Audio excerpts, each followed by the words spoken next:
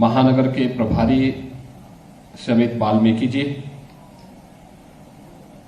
क्षेत्रीय उपाध्यक्ष श्री मान सिंह गोस्वामी जी, विधानसभा के प्रभारी श्रीमती लज्जा रानी गर्ग जी और भारतीय जनता पार्टी के ही वरिष्ठ कार्यकर्ता श्री सच्चिदानंद शर्मा जी और उपस्थित भाइयों बहनों, मैं सबसे पहले प्रबुद्ध जनों से जुड़े हुए आज के इस सम्मेलन में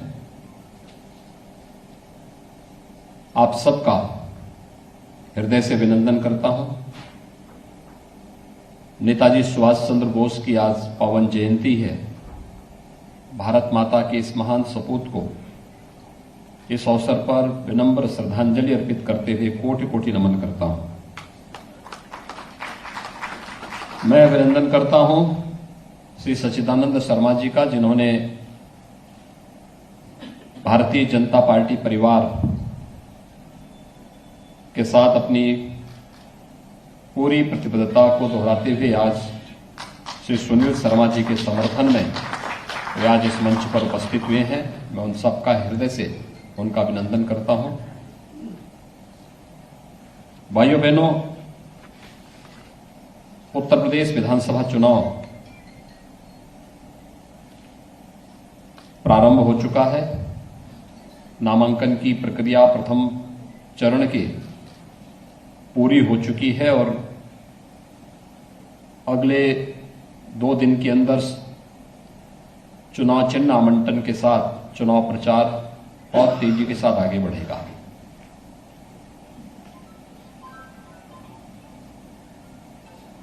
विधानसभा चुनाव के लिए कमोए सभी दलों ने अपनी प्रथम, द्वितीय या इससे अधिक सूची जारी कर दी है।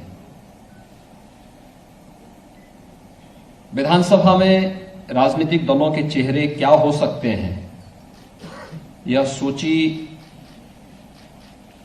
और वह चेहरे प्रदेश के बारे में क्या सोच रखते हैं, अपने क्षेत्र के बारे में क्या सोच रखते हैं, इसका भी प्रदर्शन कर रहे हैं। आपने देखा होगा सभी दलों ने अपनी अपनी सूची जारी की है।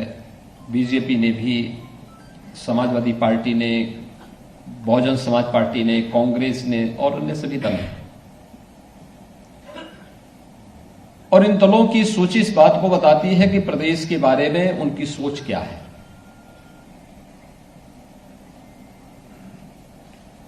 दो 2017 में भारतीय जनता पार्टी की सरकार प्रदेश में आई थी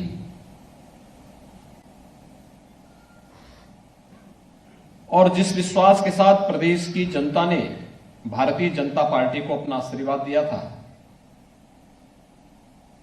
प्रधानमंत्री मोदी जी का आह्वान था और प्रधानमंत्री मोदी जी के मार्गदर्शन में 2017 के विधानसभा चुनाव के पहले भारतीय जनता पार्टी ने एक लोक कल्याण संकल्प पत्र जारी किया था। लोक कल्याण संकल्प पत्र में उत्तर प्रदेश की जनता के साथ कुछ वायदे किए गए थे और आज जब उत्तर प्रदेश में भारतीय जनता पार्टी सरकार के 5 साल पूरे हो रहे हैं और हम विधानसभा चुनाव के लिए वर्तमान में जनता जनार्दन का आशीर्वाद प्राप्त करने के लिए जा रहे हैं, तो मैं विश्वास के साथ कह सकता हूं कि भारतीय जनता पार्टी ने 2017 में जो कहा था, इन 5 वर्षों में एक एक संकल्प को मंत्र मान करके उसको पूरा करने का कार्य भी किया है। भाइयों बहनों, वर्तमान में पूरी दुनिया, पूरा देश और पूरा उत्तर प्रदेश कोरोना महामारी का सामना कर रहा है। कोरोना इस सदी की सबसे बड़ी महामारी है। भारत के अंदर प्रधानमंत्री मोदी जी के नेतृत्व में, उनके मार्गदर्शन में पूरा देश कोरोना प्रबंधन का जो कार्य कर रहा है वह दुनिया के लिए एक नजीर बना है। पूरी दुनिया ने उसे हाथों हाथ लिया है। जीवन और जीविका को बचाने का जो मॉडल है भारत का, वो आज पूरी दुनिया ने उसको सराहा है। और एक कारण है, 135 करोड़ की आबादी का भारत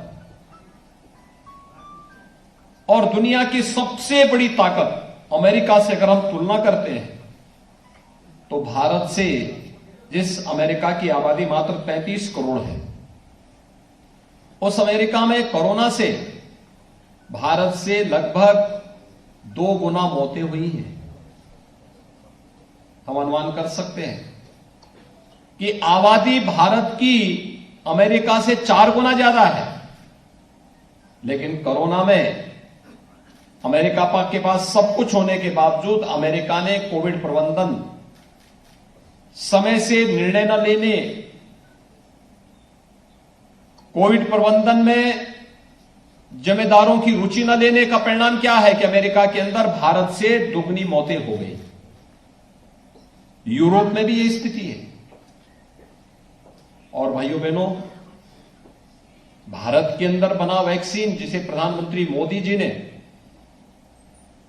जब विपक्ष के नेता केवल छींटाकशी कर रहे थे, घरों में रह करके केवल ट्विटर पर देश को गुमराह कर रहे थे, तब प्रधानमंत्री मोदी जी एक लेबोरेटरी में जाकर के वैक्सीन बनाने के लिए, देश के प्रत्येक नागरिक के जीवन को बचाने के लिए वैक्सीन बनवाने के अभियान के साथ जुटे हुए हैं। भारत के अंदर बना हुआ वैक्सीन दुनिया का सबसे प्रभावी वैक्सीन में से एक है। और एक नहीं, 2 वैक्सीन भारत को दी। अब तक 160 करोड़ लोगों को वैक्सीन दिया जा चुका है। और उत्तर प्रदेश आज 25 करोड़ लोगों को वैक्सीन देने जा रहा है। 25 करोड़ वैक्सीन के डोजेज उत्तर प्रदेश के अंदर आज उपलब्ध हो रहे हैं। देश के अंदर उत्तर प्रदेश का कोरोना प्रबंधन एक मॉडल के रूप में लिया गया है। फ्री में टेस्ट, फ्री में उपचार, फ्री में वैक्सीन, फ्री में राशन, और प्रत्येक की चिंता करना, हर एक के जीवन की रक्षा करना, यह हमारा दायित्व भी था। और आपदा के समय हर एक व्यक्ति के साथ खड़ा होने का शासन का जज्बा भी था। इस सरकार ने किया क्योंकि यह हम सब की जिम्मेदारी थी। कुछ चीजें आपने देखे होंगी, कोरोना कालखंड में कांग्रेस गायब थी, समाजवादी पार्टी गायब थी, बहुजन समाजवादी पार्टी मैदान से गायब थी। या तो केंद्र सरकार कार्य कर रही थी, या प्रदेश सरकार कार्य कर रही थी, या भारतीय जनता पार्टी का कार्यकर्ता सेवा ही संगठन है के मंत्र के साथ एक एक व्यक्ति के जीवन को और उसकी जीविका को बचाने के लिए जद्दोजहद कर रही थी। भाइयों बहनों, जब संकट के समय जो आपका साथी नहीं, तो उस व्यक्ति को चुनाव के समय आप अपना साथी कैसे चुन सकते हैं? जो संकट का साथी है वही सही आपका शुभचिंतक है। जो संकट में साथ छोड़ दे वह मित्र नहीं, वह शत्रु है। और मित्र और शत्रु की पहचान होना बहुत आवश्यक है। राजनीति में हमें इस बात को समझना होगा कि वास्तव में प्रदेश और देश के बारे में सही सोच रखने वाले कौन लोग हैं, और उस कार्यक्रम को हमें आगे बढ़ाना होगा। लोक कल्याण संकल्प पत्र की मैं बात कर रहा था। 2017 के पहले इस पश्चिमी उत्तर प्रदेश में हम आते थे, क्या स्थितियां थी? भय का माहौल था। बेटियां सड़कों पे नहीं निकल पाती थी, स्कूल नहीं जा पाती थी। बहुत सारी जगह तो ऐसा था कि सायंकाल सूर्यास्त के बाद सुनसान कर्फ्यू जैसा दृश्य हो जाता था। हर दूसरे तीसरे दिन कोई ना कोई दंगा होता था। माफिया सत्ता के संरक्षण में जिस किसी की भी भूमि पर कब्जा कर लेते थे। विकास के बारे में कोई सरकार का विजन नहीं था। शासन की योजनाओं का लाभ गरीबों को नहीं मिल पाता था। भारतीय जनता पार्टी ने राष्ट्रवाद, सुशासन और विकास के मुद्दे पर इस चुनावी समर में अपने संकल्प पत्र के साथ भारतीय जनता पार्टी आई थी। पहले ही घोषणा आपने देखी होगी। हम लोग जब 2017 में आए तो हमारी सरकार ने, भारतीय जनता पार्टी की सरकार ने पहली घोषणा की थी। हमने पहला निर्णय लिया था अवैध बूचड़खानों को बंद करने का, बेटियों की सुरक्षा के लिए एंटी रोमियो स्क्वाड के गठन करने का और 86 लाख किसानों का 36,000 करोड़ रुपए का कर्ज माफी का। यह भारतीय जनता पार्टी का पहला फैसला था सरकार का। समाजवादी पार्टी की सरकार भी 2012 में आई थी। पहला फैसला क्या था? राम जन्मभूमि पर आतंकी हमला करने वाले आतंकवादियों के मुकदमों को वापस लेने का। फर्क साफ है भाइयों बहनों, ये फर्क साफ है। वे आतंकवादियों के मुकदमों को वापस लेते थे, माफियाओं को संरक्षण देते थे, प्रदेश के पेशेवर माफिया और हिस्ट्री सीटर उनका शागिर्द बनते थे, सत्ता को शोषण का माध्यम बनाते थे। हमने सत्ता को सेवा का माध्यम बनाया।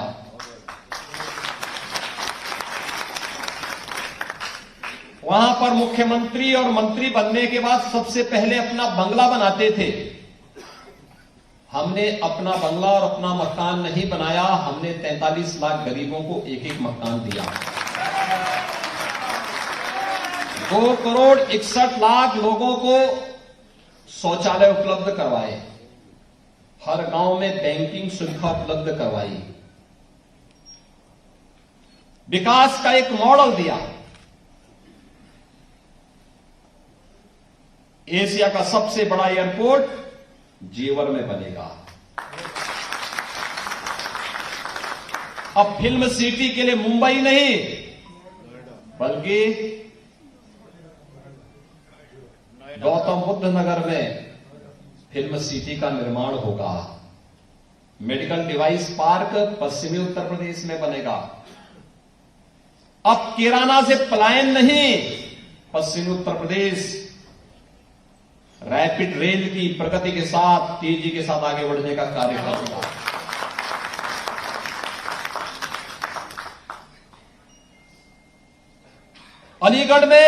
अलीगढ़ मुस्लिम विश्वविद्यालय की स्थापना के लिए राजा महेंद्र प्रताप सिंह जी ने अपनी भूमि, अपनी प्रॉपर्टी दान की थी, लेकिन अलीगढ़ मुस्लिम विश्वविद्यालय में उनके नाम का एक भी पट नहीं। हमने उन्हीं के नाम पर एक विश्वविद्यालय, राजा महेंद्र प्रताप सिंह विश्वविद्यालय, उसी अलीगढ़ में स्थापित किया। राजा महेंद्र प्रताप सिंह 1915 में भारत की एक अंतरिम सरकार का गठन अफगानिस्तान में रहकर के किए थे, देश की आजादी के दौरान। मेरठ में स्पोर्ट्स यूनिवर्सिटी का स्थापना हो रही है। सहारनपुर में मां शाकंभरी के नाम पर एक नए विश्वविद्यालय की स्थापना का कार्य चल रहा है। पहले गाजियाबाद में हज हाउस बनता था, हमारी सरकार ने कैलाश मानसरोवर का भवन बना दिया। भाइयों बहनों, पहले यहां के व्यापारियों से, यहां के उद्यमियों के साथ माफिया किस प्रकार का व्यवहार करते थे, आज किसी माफिया की हैसियत नहीं। किसी व्यापारी को, किसी चिकित्सक को, किसी संभ्रांत नागरिक को या किसी गरीब की संपत्ति पर कब्जा कर ले, क्योंकि अगर करेगा तो बुलडोजर भी चलेगा।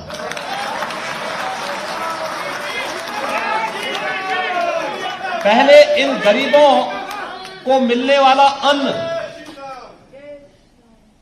गरीबों के पास नहीं जाता था। यह अन्न माफिया के माध्यम से बांग्लादेश पहुंचा दिया जाता था। आज यह अन्न उन गरीबों को उपलब्ध हो रहा है। 15 करोड़ गरीबों को डबल इंजन की सरकार डबल डोज का अन्न भी उपलब्ध करवा रही है।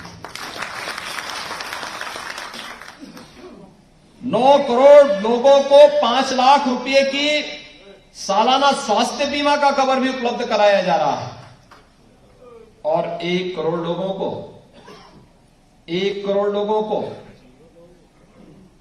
1,000 रुपए वृद्धजन, विधवा महिलाएं और दिव्यांगजनों को 1,000 रुपए हर महीने पेंशन की सुविधा भी उपलब्ध कराई जा रही है।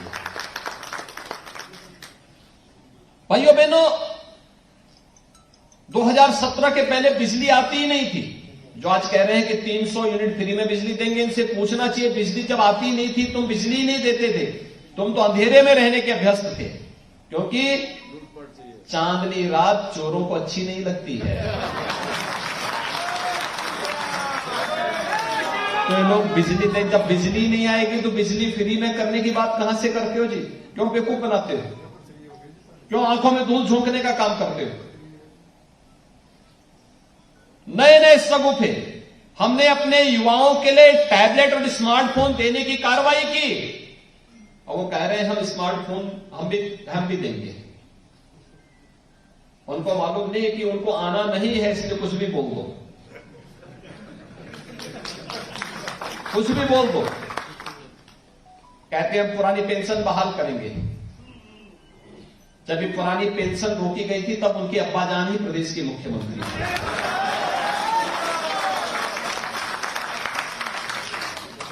और उसके बाद 4 वर्षों तक प्रदेश के मुख्यमंत्री रहे। फिर 5 वर्ष तक उन्हें स्वयं प्रदेश के अंदर मुख्यमंत्री बनने का अवसर प्राप्त हुआ। लेकिन भाइयों बहनों, प्रदेश के सरकारी कर्मचारियों के बारे में उनके पास कोई सोच नहीं थी। न्यू पेंशन स्कीम में कर्मचारियों के अकाउंट भी नहीं उन्होंने खोले थे। और जो एम्प्लॉइज कंट्रीब्यूशन होता है, इसमें शासन 10% देता था, कर्मचारी को 10% देना था। अकाउंट ही नहीं थे, पैसा ही नहीं जमा होता था। पिछली सरकार ने 2004 से लेकर के 2017 तक कोई पैसा जमा नहीं किया। जब हम लोग आए, मैंने इसकी जांच की कि कर्मचारियों को न्यू पेंशन स्कीम में अगर वह रिटायर होता है उसको इसका लाभ मिल रहा है कि नहीं मिल रहा है। तो हमारी सरकार ने आकर के उन सभी कर्मचारियों के अकाउंट खुलवाए। 10,000 करोड़ रुपए मैंने बजट से उपलब्ध करवा करके उनके अकाउंट में जमा करवाने का कार्य किया। 10,000 करोड़ रुपए। और एम्प्लॉइज कंट्रीब्यूशन को भी मैंने 10% से, सरकार का 10% शेयर से बढ़ा के 14% करने का कार्य भारतीय जनता पार्टी की सरकार ने किया। कोरोना कालखंड में किसी भी कर्मचारी के वेतन में हमने कटौती नहीं की। तमाम जगह राज्य सरकारों ने कटौती कर दी थी, उत्तर प्रदेश ने नहीं की। लेकिन जिन लोगों ने विकास नहीं किया, माफियाओं को संरक्षण दिया, पेशेवर अपराधियों को शागिर्द बनाकर के प्रदेश में लूटमाट मचाई, प्रदेश में दंगों की एक नई श्रृंखला खड़ी की, आज उनके टिकट भी उसी रूप में आप देखने को मिले होंगे। आप देख रहे होंगे किस किस प्रकार के टिकट दिए जा रहे हैं। किराना में व्यापारियों और हिंदुओं की पलायन के लिए जिम्मेदार व्यक्ति को किराना से टिकट दे दिया।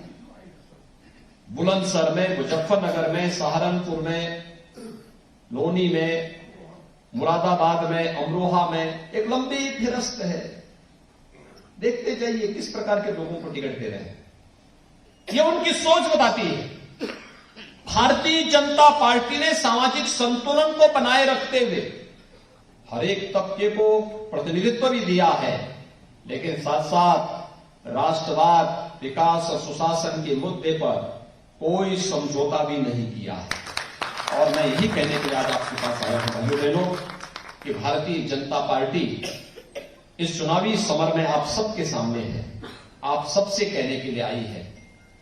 आपने 2014 में, 2017 में, 2019 में भारतीय जनता पार्टी को अपना आशीर्वाद दिया, भारतीय जनता पार्टी के प्रत्याशियों को अपना आशीर्वाद दिया। बदले में विकास और सुशासन का मॉडल, राष्ट्रवाद का एक नया मॉडल, भारतीय जनता पार्टी ने दिया है। जो कहा सो करके दिखा दिया। हमने जो भी कहा सुरक्षा के मुद्दे पर, आस्था के मुद्दे पर, आखिर यहीं से तो कांवड़ यात्रा निकलती है। कांवड़ यात्रा को तो पिछली सरकारों ने रोक दिया था। हमारी सरकार ने कहा नहीं, रुकेगी नहीं, हम सुरक्षा भी देंगे और पुष्प वर्षा से सम्मान भी देंगे।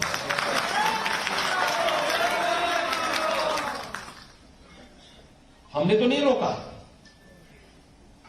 भाइयों बहनों, ये विकास की भी आप देखते होंगे। मुझे लगता है कोई महीना नहीं रहा होगा जब यहां के सांसद जनरल वीके सिंह जी, यहां के विधायक श्री सुनील शर्मा जी, जब यहां के विकास के मुद्दे को लेकर के हमारे सामने मेरे पास ना आते रहे हो, या भारत सरकार के माध्यम से विकास की विभिन्न योजनाओं को लेकर के आते रहे हो। गाजियाबाद शहर आज एक नया मॉडल शहर बन गया। पहले क्या था? यानी दिल्ली के बगल में किस प्रकार की स्थिति गाजियाबाद की, घनी आबादी के बीच में किस प्रकार की अव्यवस्था की स्थिति थी। आज गाजियाबाद एक नया मॉडल के रूप में उभर रहा है। और इसलिए मैं आज आप सबको कहने के लिए आया हूं कि भारतीय जनता पार्टी क्यों प्रदेश में कानून का राज हो, हिस्ट्री सीटर थानों का संचालन न करें, पेशेवर अपराधी सत्ता का संरक्षण न पाने पाए, भ्रष्टाचार पर प्रभावी अंकुश रहे, माफियाओं के खिलाफ बुलडोजर चलता रहे, दंगाइयों को सख्त सजा दी जा सके, तुष्टीकरण की राजनीति के लिए कोई स्थान न हो, सरकारी भर्ती में पारदर्शिता बनी रहे, गरीबों को किसी के सामने हाथ न फैलाना पड़े, बिजली निर्बाध रूप से 24 घंटा मिलती रहे, एक्सप्रेसवे जीवन की रफ्तार को बढ़ाती रहे, बहन बेटियों के सम्मान के साथ कोई गुंडा खिलवाड़ न कर सके।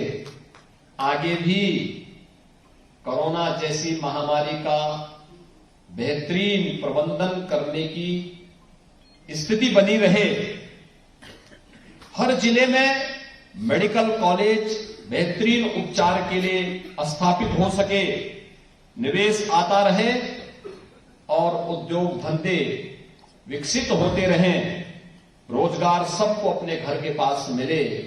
इन सब बातों के लिए भारतीय जनता पार्टी आवश्यक है। और आप सबसे मैं अपील करने के लिए आया हूं, आप सभी प्रबुद्ध जन हैं, आपका अपना एक दायरा है,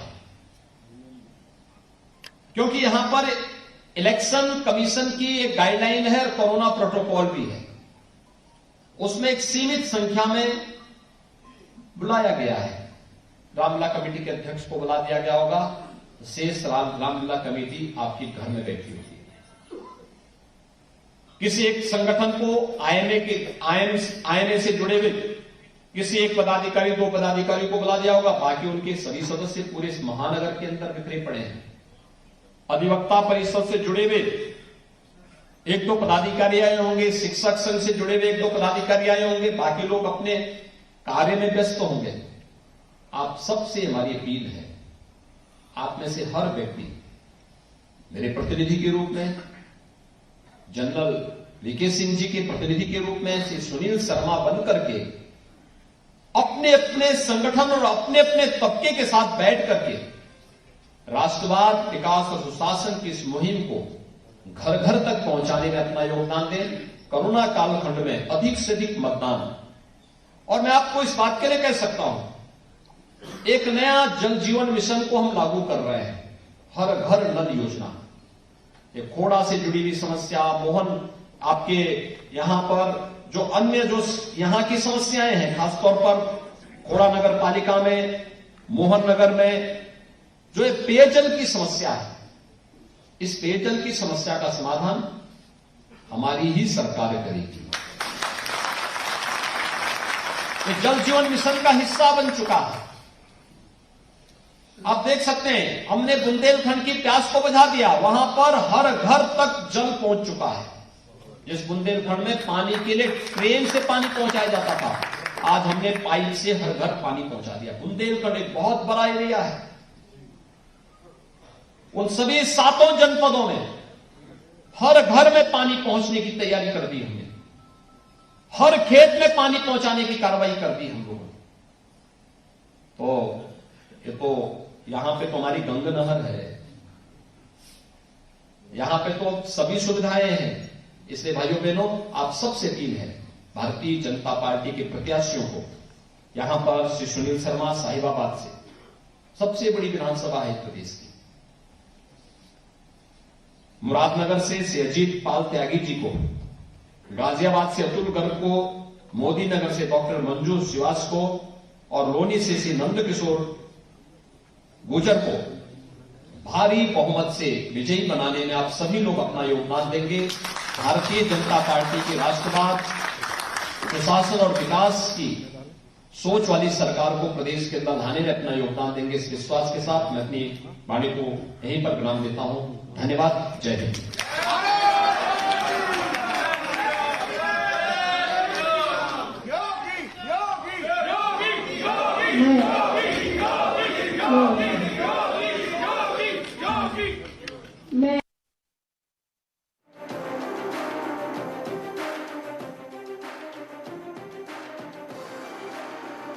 को आपने सुना, जनता से किए वायदों को पूरा किया। और आज जो उन्होंने सबसे महत्वपूर्ण बात कही है वो ये कहा है कि दरअसल जो सूची होती है उससे सोच पता चलती है। तो ये एक बहुत महत्वपूर्ण बात कही है मुख्यमंत्री ने, क्योंकि जो प्रत्याशियों की लिस्ट जारी हो रही है उससे बहुत कुछ साफ हो रहा है, जिसकी तरफ वो इशारा कर रहे थे।